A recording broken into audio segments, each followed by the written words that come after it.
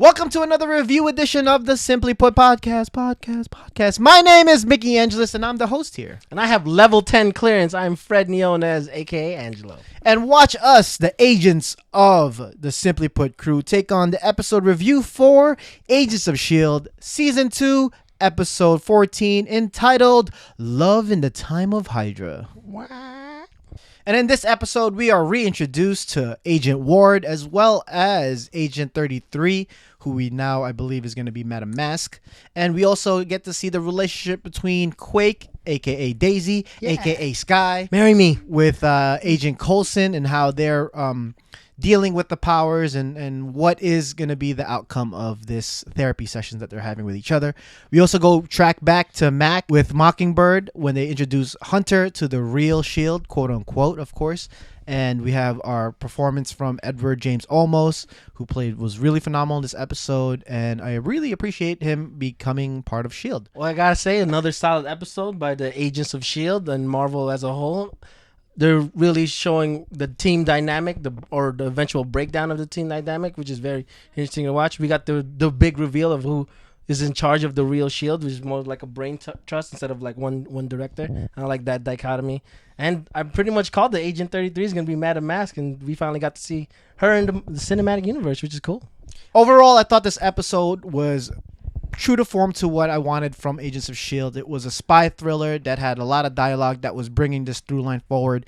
We have to see Sky and Coulson kind of reenact the father-daughter / best friend relationship that they're having, because they're both dealing with the same thing with alien blood and being outcast, as well as getting reintroduced with Agent Ward and Madam Mask is what we're going to be calling her from now on, trying to find out who she really is by hunting down that tech guy to help him fix his shield. You know what? Before we continue on to this review episode, let's just give it up to Edward James Olmos for becoming the director of the real S.H.I.E.L.D., quote unquote. And the way he's handled it in such reverence, he brings such authority when he with his presence, and I think that he's going to be a great addition to this Marvel Cinematic Universe. Yeah, it's great to see Selena's dad being the cinematic universe. I've never seen Battlestar Galactica. I heard he was great in that. Really good. So maybe he's bringing some of that into it, and he's believable. I believe him to be this leader of this new S.H.I.E.L.D. that's gonna be threatening Coulson.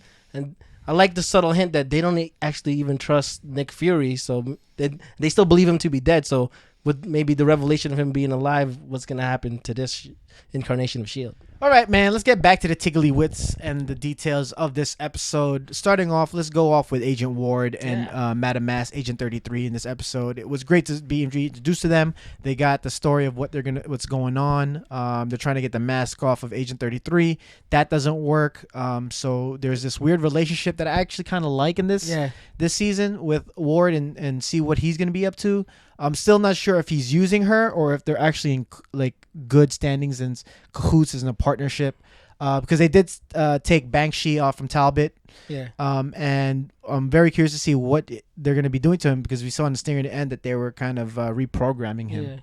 Yeah, we don't know what Ward's true intentions are, but the beginning of the episode reminded me something like Pulp Fiction in the diner scene with I forgot his name, Tim Roth, who was in Incredible Hulk as a Abomination, and I forgot who the lady actress was, but that pop culture reference hit me a lot. To me, this Ward and Madam Mask storyline kind of reminds me of Mad Love, where she's like obsessed with the guy and she'll do anything to please him, but he's like, I don't really care, so we don't really know what's gonna happen. But it was very cool dynamic to see Ward in this kind of space where he's probably realizing what he wants to do in the universe.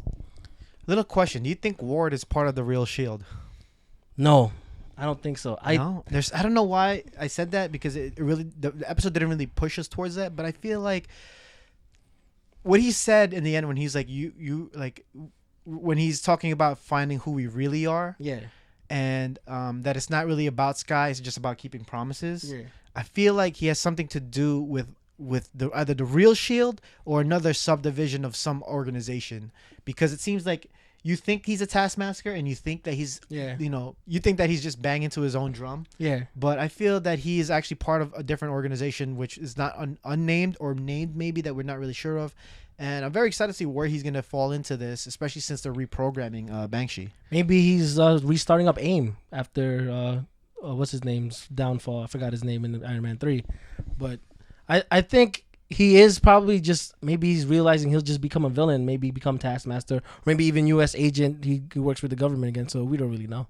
What really is confusing me is Mockingbird's role in all of this. I don't think she's working for. I think she's a triple agent. I think she's still working for Fury for some reason to just keep tabs on everybody. Because you know how secretive Fury is. And we've hinted that with James Olmo's character saying he kept too many secrets. That's why Coulson's alive. And what are we going to do with Sky? Yeah, I'm really liking the father-daughter best friend dynamic these two are playing off. And it feels very organic when you watch it. It's very believable. And I'm thinking like she's finally figuring out how to control her powers. Because she finally has somebody. She even told Coulson, like, don't give me the director's stuff. Give me as a friend what you really think is going to happen to me. And he goes like, I don't know what's going to happen, but I think you're going to pull it through. And she believes that. And with now the I guess the pre-gauntlets before we get that Simmons made for her, she's going to finally control her powers in the coming episodes. The hints of the Avengers type powers in the beginning, that was cool. That was a pretty cool quip about Bruce Banner. And what we're seeing right now is just the rumblings of civil war. I think the way that Fitz and Simmons are arguing about ideologies now, and the way of thinking of how to handle these issues that they're coming up with, especially now that it's going to be the Inhuman issue that's going to be pushed forward. I'm very excited to see that. But see, I watched it in Hulu. I actually didn't see it when it taped, so I'm kind of interested to see where we're going to go with actually Mr. Hyde, and to see where he went in the episode previous with that. So that's what I'm excited for. All right, guys. So what do you think? Is Mockingbird on the real S.H.I.E.L.D., Coulson's side, or maybe she's working with Fury or somebody else? Let us know. All right, guys, what do you think about this episode? Do you like it? Give us a thumbs up. Also, subscribe to make sure you are tuned into what we're reviewing in this channel that we have in YouTube. But my name is Micki Angeles. Definitely find me on Twitter and on Instagram at MickCertified. I'm Fred Niones, a.k.a. Angelo. You can find me on Twitter and on Instagram at _Fred_N. And for more news and updates of things that we're doing, even our long-form podcast that you are well aware of, check that all out at www.simplyputtalk.com. Stay connected to us via social media on Facebook, Twitter, and on Instagram at simplyputtalk. But if you do have some questions or some topics that you would like us to cover, send them to info@simplyputtalk.com. Bye. Peace.